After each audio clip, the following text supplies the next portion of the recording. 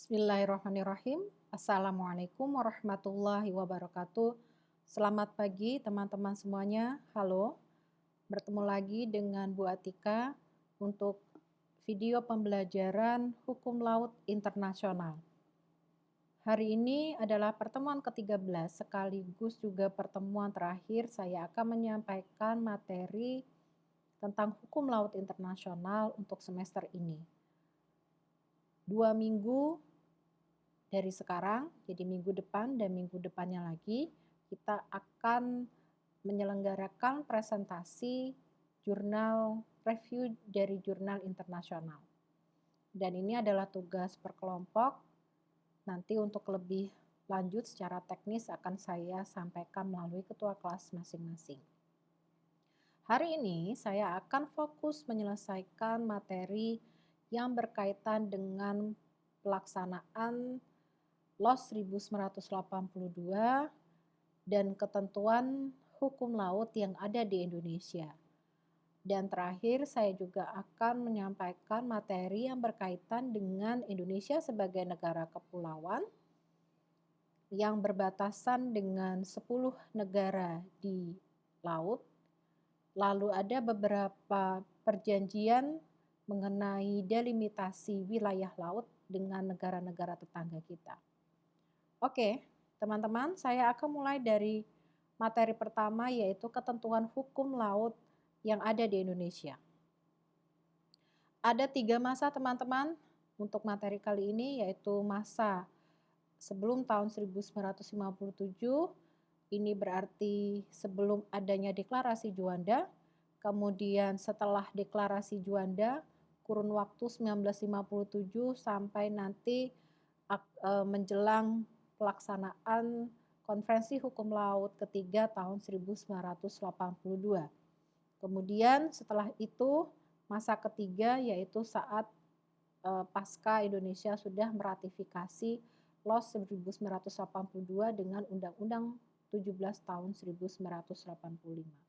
Oke. Secara singkat teman-teman, sejarah pengaturan hukum laut yang ada di Indonesia di tahun sebelum tahun 1957. Jadi seperti yang sudah saya sampaikan di pertemuan-pertemuan awal mengenai sejarah pengaturan hukum laut yang ada di kawasan Eropa, di mana waktu itu laut sebagai belum ada kepemilikannya, jadi masih terbuka. Kemudian ada klaim dari negara-negara yang muncul di kawasan Eropa sehingga merubah pengaturan mengenai wilayah laut yang itu awalnya merupakan laut lepas, kemudian menjadi laut yang dapat dikuasai oleh suatu negara.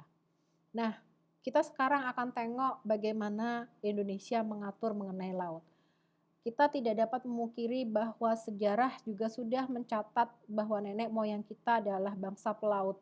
Ini sudah dibuktikan dengan banyak sekali prasasti, kemudian peninggalan-peninggalan kerajaan-kerajaan terdahulu yang itu memang menunjukkan eksistensi bangsa Indonesia sebagai bangsa maritim. Kita bisa melihat bahwa seperti suku-suku bangsa yang ada di Indonesia, suku Bugis, Makassar, yang sampai bisa menguasai wilayah laut sampai ke wilayah Afrika, kemudian juga menguasai wilayah Nusantara, dan sampai ke Kamboja seperti itu adalah bentuk dari eksistensi keberadaan nenek moyang kita sebagai bangsa pelaut. Memang secara tertulis ini masih tidak banyak kita lihat, tetapi bukti-bukti bisa kita lihat teman-teman. Nah,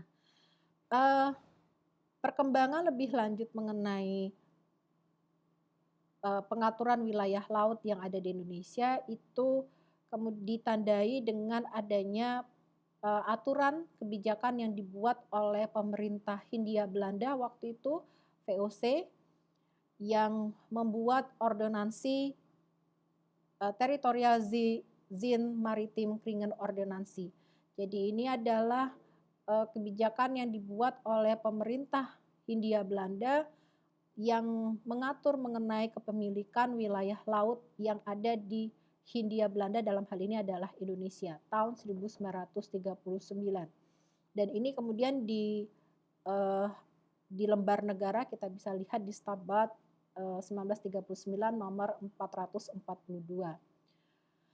Secara ringkas teman-teman, apa yang diatur di dalam Maritime Kringen Ordonansie ini adalah klaim yang dibuat oleh pemerintah Belanda untuk mengatur wilayah laut yang ada di Hindia Belanda, yaitu adalah Indonesia dalam hal ini, mengukur laut teritorial setiap pulau itu diukur sejauh 3 mil laut.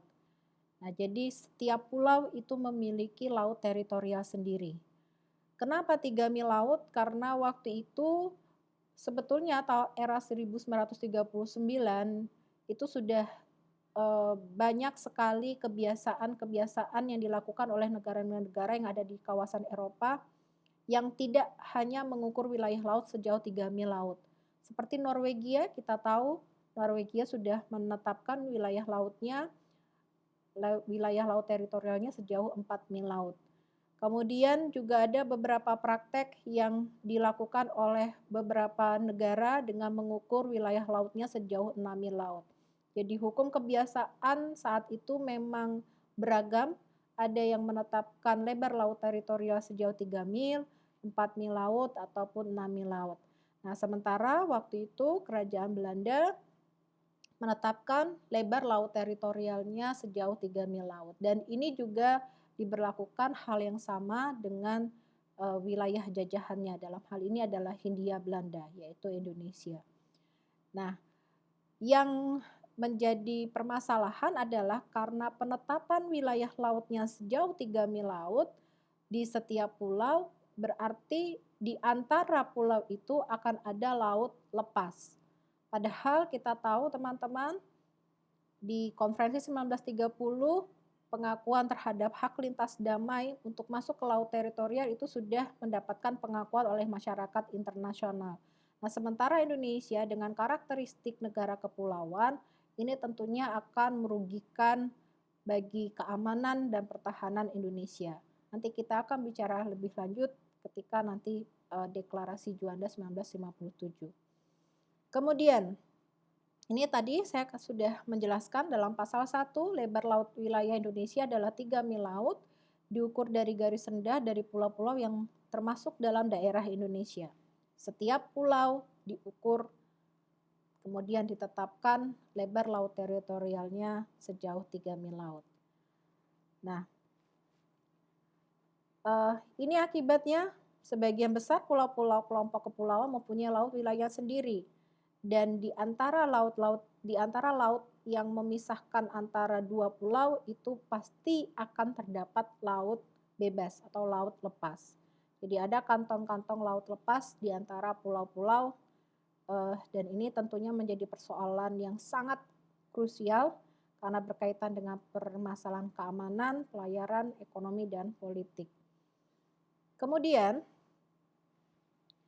setelah pasca Perang Dunia Kedua dan Indonesia juga mengambil kesempatan untuk memerdekakan diri 17 Agustus 1945, yang intinya adalah Indonesia mendeklarasikan kemerdekaannya lepas dari penjajahan Belanda, dan di kurun waktu 1945 kita masih menggunakan Maritime Ordonansie tahun 1939 sampai dengan 1957.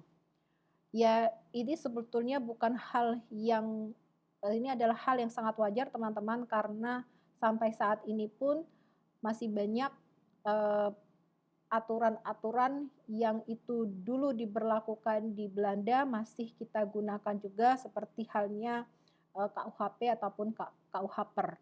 Jadi sesuatu yang lumrah yang masih wajar. Tetapi tentunya mengingat kepentingan Indonesia sebagai negara kepulauan, maka Indonesia dalam hal ini mengambil tindakan secara politik untuk bisa mengamankan wilayah negaranya. Sebab apa? Kalau kita melihat pada Maritime Ordonansie tahun 1939, di mana di sana ada kantong-kantong laut lepas yang memisahkan antara pulau-pulau yang ada di Indonesia, ini tentunya sangat tidak menguntungkan bagi Indonesia sebagai negara kesatuan. Padahal kita sudah mendeklarasikan sebagai negara kesatuan Republik Indonesia. Nah, sehingga tahun 1957 dan ini juga sebagai bentuk persiapan melangkah sebelum Konferensi Hukum Laut 1958, Perdana Menteri Juanda saat itu mengeluarkan deklarasi yang intinya adalah ini kita sebut dengan wawasan Nusantara. Klaim Indonesia dengan menarik lebar laut teritorialnya sejauh 12 mil laut, diukur dari titik terluar, dan laut yang memisahkan antara pulau satu dengan pulau yang lain ini menjadi kedaulatan negara Indonesia. Kita lihat teman-teman isinya bagaimana untuk deklarasi 1957, bahwa segala perairan di sekitar di antara dan yang menghubungkan pulau-pulau atau bagian pulau termasuk daratan negara Republik Indonesia tidak memandang luas atau lebarnya. Jadi seperti Laut Jawa, meskipun itu lebih dari 12 mil laut, kita mengatakan ini adalah wilayah Indonesia. Tidak memandang luas dan lebarnya, bagian yang wajar daripada wilayah daratan RI dan dengan demikian merupakan bagian dari perairan nasional yang berada di bawah kedaulatan mutlak dari negara Republik Indonesia. Sekali lagi teman-teman, kita menarik penentuan batas laut teritorialnya lebarnya 12 mil laut, diukur dari titik terluar, dari pulau terluar Indonesia, kemudian laut yang memisahkan antara pulau-pulau yang ada di Indonesia tidak melihat berapa lebarnya atau berapa luasnya atau berapa dalamnya, ini adalah kedaulatan mutlak dari Indonesia. Inti dari deklarasi Juanda tahun 1957. Dan ini adalah sebagai modal awal untuk diplomasi Indonesia ketika akan memperjuangkan penetapan lebar laut teritorial yang akan diselenggarakan di dalam Konferensi Hukum Laut 1958 selang beberapa bulan kemudian. Ini adalah intinya teman-teman, lahirnya konsep negara kepulauan. Lebar laut wilayah Indonesia menjadi 12 mil laut.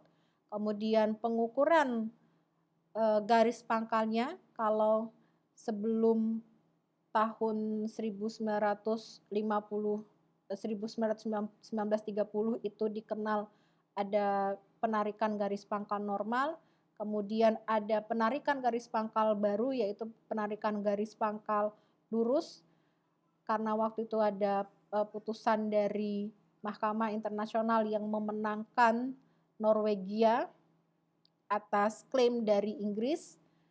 Lalu ada yang ketiga juga yang kita perjuangkan bagi Indonesia dan beberapa negara kepulauan lainnya, yaitu cara penarikan garis pangkal yang ketiga yaitu garis pangkal kepulauan. Kemudian untuk meneguhkannya lagi, kemudian kita membuat undang-undang, tetapi masih dalam bentuk perpu. Jadi Undang-Undang Nomor 4 Perpu tahun 1960. Ini untuk meneguhkan eksistensi Indonesia sebagai negara kepulauan dengan menarik lebar laut teritorial sejauh 12 mil laut. Oke, ini teman-teman bisa dilihat inti dari Undang-Undang PRP tahun 1960.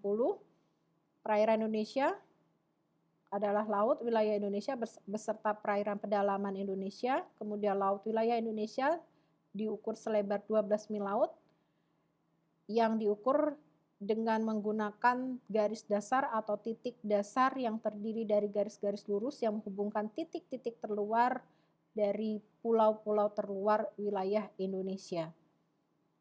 Jadi kita tidak mengklaim sejauh lebih dari 12 mil laut. Kemudian kita pun juga tetap mengakui innocent passage rights. Jadi seperti hukum kebiasaan internasional sebelumnya bahwa kapal asing itu boleh melintasi laut teritorial suatu negara, Indonesia pun memberikan akses bagi kapal asing untuk memasuki perairan perairan teritorial Indonesia. Lalu sebagai keuntungan yang kita ambil dari klaim 12 mil laut dan kemudian menutup wilayah laut Indonesia sebagai bagian dari wilayah laut, maka kita ada penambahan wilayahnya. Yang semula wilayah Indonesia itu 2 juta sekian, kemudian setelah ada klaim secara sepihak, ini masih klaim secara sepihak teman-teman, wilayah Indonesia bertambah secara signifikan menjadi 5.193.025 km persegi, daratan plus wilayah laut. Lalu masih di Undang-Undang 4 tahun 1960 tentang perairan Indonesia, di sana ada beberapa pengaturan. Yang pertama berarti ada perairan teritorial, kemudian juga ada perairan pedalaman, ada internal waters, kemudian juga ada coastal waters. Ini nanti di kemudian hari kita kenal dengan perairan kepulauan. Jadi Indonesia meskipun mengklaim bahwa laut di sisi dalam pulau-pulau tidak menjadi kantong-kantong laut lepas. Jadi klaimnya itu adalah menjadi kedaulatan mutlak Indonesia, tetapi Indonesia juga menyadari bahwa perairan kepulauan itu juga terbuka bagi kapal asing untuk melintasi di perairan kepulauan. Istilah di kemudian hari. Lalu setelah itu teman-teman, ini teman-teman bisa baca sendiri untuk hak lintas damai. Kita berbicara ketika pelaksanaan Konferensi Hukum Laut 1958. Kalau kita lihat lagi hasil konferensi tahun 1958, itu tidak berhasil menetapkan lebar laut teritorial. Yang ditetapkan hanya pengertian apa yang dimaksud dengan laut teritorial, apa yang dimaksud dengan hak lintas damai, kemudian apa yang menjadi yurisdiksi bagi negara pantai. Sementara untuk penetapan lebar laut teritorial saat LOS 1958 belum ada kesepakatan yang disetujui oleh negara-negara perunding. Sudah saya jelaskan sebelumnya, klaim dari setiap negara berbeda-beda. Ada yang masih menggunakan 4 mil, kemudian ada yang menggunakan 3 mil, ada yang menggunakan 12 mil, ada yang menggunakan 24 mil, ada juga yang menggunakan sampai klaim 200 mil laut seperti yang dilakukan oleh negara-negara yang ada di kawasan Amerika Selatan. Nah, karena belum ada kesepakatan, maka hasil dari LOS 1958 memang tetap menghasilkan 4 konvensi, tapi khusus untuk lebar laut teritorial belum ada pengaturannya. Perjuangan Indonesia masih harus tetap berlanjut teman-teman. Nah, jadi perjuangan untuk mendapatkan pengakuan bagi Indonesia dan beberapa negara kepulauan lainnya di tahun 1958 masih belum menghasilkan hasil yang memuaskan. Kemudian teman-teman, bagaimana kemudian respon Indonesia terhadap hasil dari konvensi tahun 1958? Kalau kita melihat di perjanjian internasional, maka untuk mengikatnya perjanjian internasional oleh suatu negara berarti membutuhkan proses ratifikasi atau pengesahan. Sementara Indonesia tidak mengesahkan itu, tidak meratifikasi LOS 1958, tetapi memberikan persetujuan atas LOS 1958.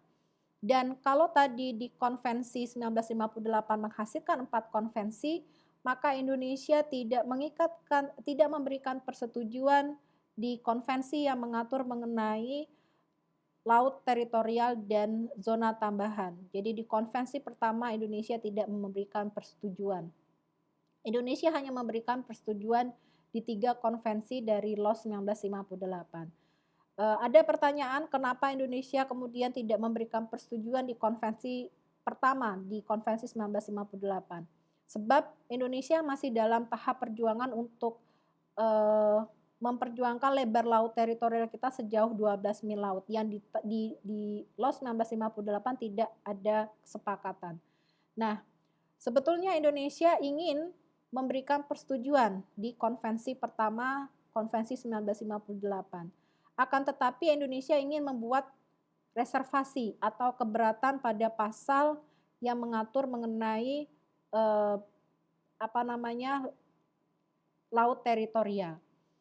Jadi Indonesia melakukan reservasi, tetapi ini ditolak oleh Sekretariat Jenderal PBB. Otomatis akhirnya Indonesia tidak mengajukan persetujuan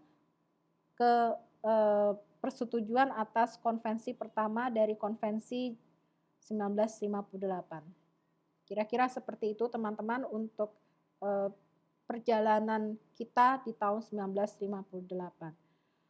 Dan perjuangan untuk wawasan Nusantara ini juga didukung oleh negara-negara lain, ada Filipina, ada Fiji, kemudian ada negara Mauritius. Ini negara yang bentuknya sama dengan Indonesia, yaitu negara-negara kepulauan. Ini begini teman-teman, silahkan nanti teman-teman baca kembali. Lalu setelah era pelaksanaan konferensi hukum laut 1958, dilanjutkan di tahun 1960, UNCLOS kedua tahun 1960, yang harapannya ini berhasil menetapkan lebar laut teritorial. Ternyata sama saja teman-teman. Bahkan di konferensi hukum laut kedua tahun 1960, tidak banyak yang berubah dan justru pengaturannya tidak ada kesepakatan yang berhasil disepakati di dalam LOS 1960. Jadi kalau kita lihat berarti ada kemunduran dibandingkan dengan konferensi hukum laut pertama tahun 1958. Kurun waktu tahun 1960 sampai tahun 1982 saat konferensi hukum laut ketiga. Ada waktu kurun kira-kira 22 tahun. Untuk mempersiapkan konferensi ketiga. Indonesia lebih matang mempersiapkan materi, memperjuangkan pengakuan negara-negara kepulauan bisa masuk dalam pengaturan yang ada di LOS 1982. Alhamdulillah, perjuangan diplomasi dari Indonesia dan beberapa negara kepulauan lainnya bisa diterima oleh masyarakat internasional dengan memasukkan satu bab yang mengatur mengenai negara kepulauan. Dan akhirnya LOS 1982 tinggal menunggu untuk berlaku secara efektif. Lalu Indonesia sudah mendapatkan pengakuan dari masyarakat internasional. Kemudian Indonesia tentunya sangat senang dan kemudian meratifikasi LOS 1982 ini melalui Undang-Undang 17 tahun 1985. Jadi Indonesia menjadi negara pihak di LOS 1982 dengan menundukkan pada ketentuan hukum internasional untuk diberlakukan ke dalam kebijakan nasional Indonesia. Ini teman-teman untuk ketentuan hukum laut yang ada di Indonesia. Sekarang kita masuk ke rezim hukum negara kepulauan. Saya sudah terangkan bahwa negara yang memiliki banyak pulau itu belum tentu bisa dikatakan sebagai negara kepulauan. Tidak semua negara yang memiliki puluhan pulau itu masuk sebagai negara kepulauan. Hanya negara-negara yang memang memiliki karakteristik tertentu saja yang diakui sebagai negara kepulauan. Oke. Ini negara kepulauan, negara yang seluruhnya terdiri dari satu atau lebih kepulauan dan dapat mencakup kepulauan yang lain. Tentunya juga negara kepulauan itu tidak harus sebesar Indonesia. Ada juga negara-negara kepulauan kecil seperti Fiji, seperti itu. Itu juga masuk sebagai negara kepulauan, diakui sebagai negara kepulauan menurut LOS 1982. Lalu ini sudah saya terangkan teman-teman mengenai cara penarikan garis pangkalnya. Khusus bagi negara-negara kepulauan diberikan peluang untuk menarik garis pangkalnya dengan menggunakan metode ketiga, yaitu penarikan garis pangkal kepulauan. Dan sesungguhnya dari ketiga penarikan garis pangkal ini setiap negara boleh mengkombinasikan. Jadi kalau seandainya negara bukan kepulauan, dia bisa mengkombinasikan cara penarikan garis pangkal normal dan cari penarikan garis pangkal lurus. Kemudian bagi negara-negara kepulauan bisa mengkombinasikan ketiga cara penarikan garis pangkal. Lalu ini teman-teman, untuk kedaulatan di negara kepulauan berarti ada laut teritorial, kemudian perairan pedalaman dan juga perairan kepulauan. Nah, sebagai konsekuensi pengakuan suatu negara sebagai negara kepulauan, negara kepulauan harus memberikan akses bagi kapal asing untuk masuk ke wilayah perairan kepulauan mereka. Ini pun sebetulnya sudah diatur di dalam Law 1982. Jadi ada hak dan juga ada kewajiban bagi negara pantai, bagi negara kepulauan, karena dia sebagai negara kepulauan itu mendapatkan wilayah laut yang cukup banyak selain perairan pedalaman, tetapi juga tidak boleh menutup akses bagi kapal asing untuk masuk ke dalam perairan kepulauan mereka. Indonesia sudah menetapkan alur laut kepulauannya dengan 3 alur lautnya, Alki 1, Alki 2, Alki 3. Teman-teman silahkan melihat kembali materi beberapa minggu yang lalu. Oke, ini teman-teman untuk wilayah kepulauan. Oke, sekarang kita akan berbicara wilayah laut Indonesia. Tadi di awal saya terangkan bahwa Indonesia berbatasan dengan negara tetangga dengan 10 negara di wilayah laut dan 3 negara di wilayah daratan. Wilayah laut kita perairannya kurang lebih 5,87 juta kilometer persegi. Kemudian kita memiliki 17.504 pulau. Ada yang mengatakan 17.500, ada yang mengatakan 17.504, ada perbedaan, tetapi yang resmi yang kita daftarkan adalah 17.504 pulau. Dan diantaranya sebagian besar sudah bernama, sudah dibakukan.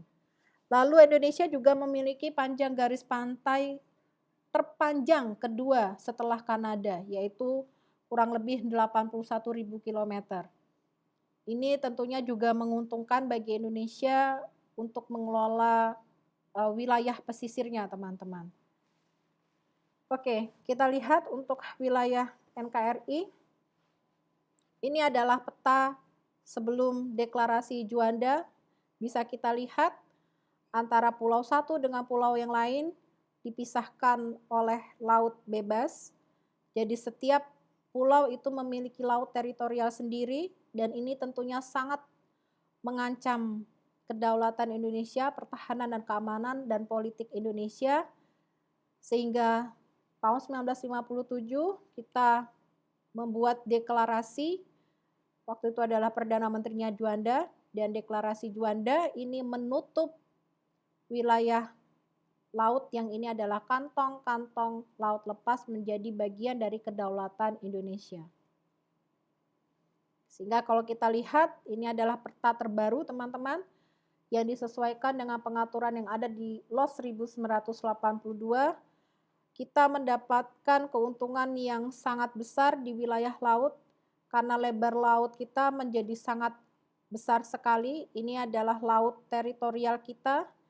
Lalu nanti 200 sampai nanti 200 mil laut kita memiliki zona ekonomi eksklusif, meskipun ini adalah hak berdaulat bukan kedaulatan negara kita, tetapi kita boleh mengelola wilayah zona ekonomi eksklusif. Lalu kita juga mendapatkan keuntungan untuk mengelola landas kontinen kita, 200 mil laut, dan bisa di-extended sampai dengan 350 mil laut. Teman-teman bisa lihat di beberapa segmen di bagian barat ini sudah tidak ada negara lagi yang lain, berarti kita bisa membuka peluang bagi kita untuk sampai menarik sejauh 350 mil laut untuk landas kontinen. Kemudian juga di bagian utara di Papua, di atas Papua ini kita juga bisa menarik sampai 300 mil laut, dan di beberapa titik lainnya masih ada peluang untuk bisa sampai dengan 350 mil laut, khusus untuk landas kontinen. Kemudian ini ada matriks batas wilayah laut Indonesia yang berbatasan dengan negara tetangga. Ini adalah rangkumannya teman-teman, ada 10 negara yang berbatasan dengan Indonesia di laut. Kemudian ini adalah zona-zonanya, ada di landas kontinen, ada di ZEE, kemudian ini laut teritorial, kemudian ZEE, lalu landas kontinen, dan dengan beberapa catatan masih banyak sekali perundingan yang perlu dilakukan oleh Indonesia dengan negara-negara lainnya. Nah, yang penting teman-teman, yang sangat pokok dalam delimitasi wilayah laut itu setidaknya ada 3 wilayah laut. Yang pertama adalah laut teritorial, ini tentunya sangat menentukan kedaulatan Indonesia, batas kedaulatan Indonesia, kemudian zona ekonomi eksklusif dan zona landas kontinen. Dua zona ini sangat erat kaitannya dengan hak eksklusif Indonesia, pengelolaan, ini adalah hak berdaulat, eksploitasi, eksplorasi bagi Indonesia di zona-zona ini. Kemudian teman-teman bisa melihat pembatasan wilayah laut antara Indonesia dengan negara-negara lainnya. Ini Indonesia dan Malaysia misalnya, yang berkaitan dengan landas kontinen, apa saja yang sudah dilakukan, perjanjiannya apa saja, kemudian apa yang masih menjadi PR juga di perundingan antara Indonesia dan Malaysia. Ini ada beberapa segmen teman-teman, segmen di Selat Malaka untuk zona ekonomi eksklusif, kemudian segmen di Laut Cina Selatan untuk zona ekonomi eksklusif juga. Kemudian ini ada segmen Blok Ambalat. Ini sebagai konsekuensi ketika kita kalah saat mengajukan perkara kita di Mahkamah Internasional perebutan 2 pulau, yaitu Pulau Sipadan dan Ligitan, yang akhirnya dimenangkan oleh Malaysia. Dan tentunya kemudian Malaysia juga merasa ada kepentingan mereka untuk landas kontinen yang ada di sekitar Blok Ambalat. Sekali lagi teman-teman, Ambalat bukanlah pulau. Jadi antara Indonesia dan Malaysia bukan memperebutkan Pulau Ambalat, tetapi kita memperebutkan Blok Ambalat, landas kontinennya yang masih dalam tahap perundingan. Kemudian ini teman-teman bisa lihat segmen di Selat Malaka, lalu di segmen Laut Cina Selatan, kemudian untuk batas antara Indonesia dan Singapura ini sangat sempit. Masih ada segmen yang menjadi PR dari Indonesia untuk menyelesaikan delimitasi laut teritorialnya di segmen timur. Segmen barat sudah selesai, ini yang masih menjadi PR-nya adalah di segmen timur. Kemudian ini perairan Karang Pedra Branca di perairan Selat Singapura bagian timur ini yang masih kita rundingkan dengan Singapura. Lalu dengan Thailand itu ada perjanjian mengenai landas kontinennya.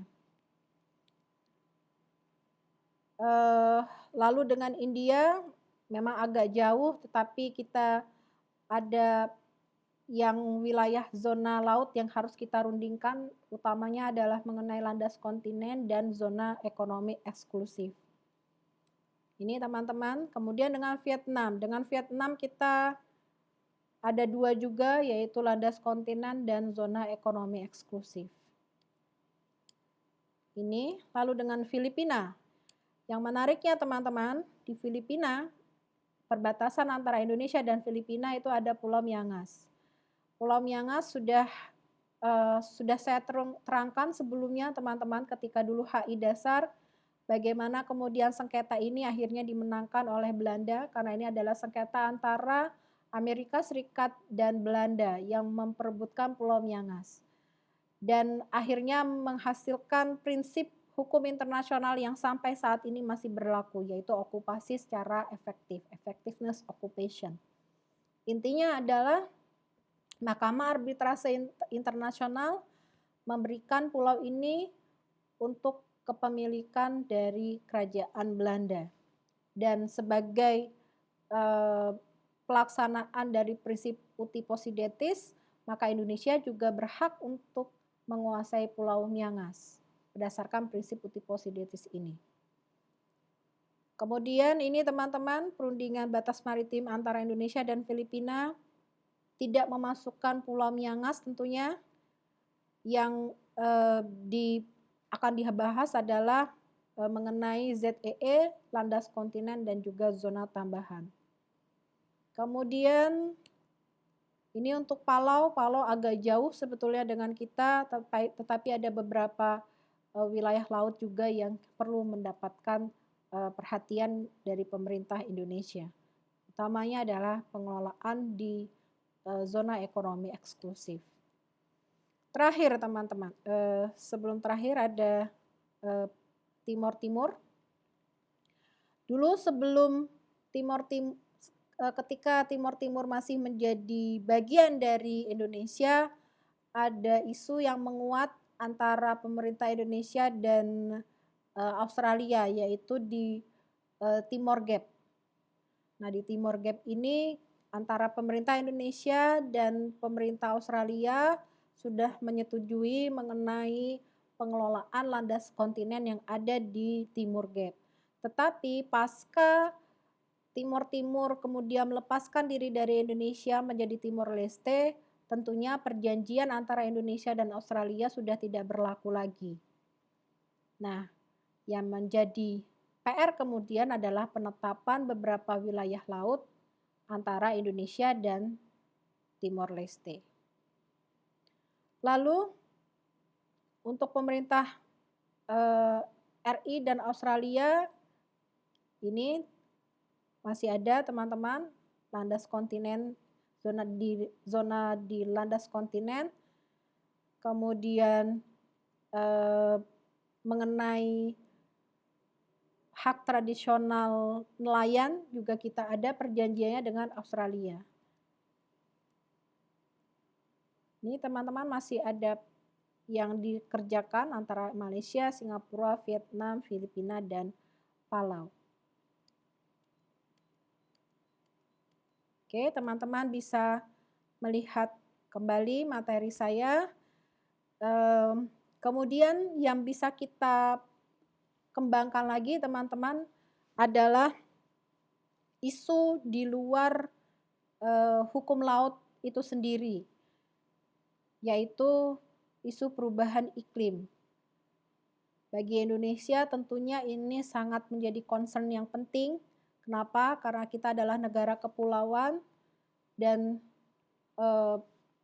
dampak dari perubahan iklim tentunya akan mempengaruhi Indonesia sebagai negara kepulauan. Bahkan negara-negara kepulauan yang itu negaranya kecil, itu sangat menyuarakan bahwa mereka tolong mendapatkan perhatian dari masyarakat internasional. Indonesia pun sebetulnya secara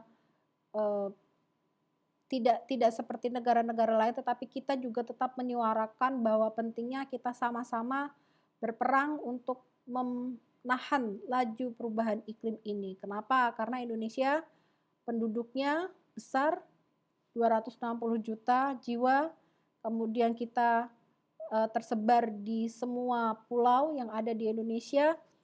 Dampak dari perubahan iklim dengan kenaikan permukaan air laut ini tentunya akan memberikan dampak buruk bagi kita, dan ini bisa menjadi isu politik, bisa menjadi isu lingkungan, security, environment, jadi keamanan lingkungan. Kemudian juga bisa kita kaitkan dengan isu yang lain, isu sampah misalnya. Produksi sampah Indonesia itu menempati urutan kedua setelah Cina. Dan mirisnya sebagian besar sampah plastik yang kita hasilkan di daratan itu tidak ada manajemen yang baik di daratan. Jadi kita lebih banyak akhirnya sampah plastik kita bermuara ke laut.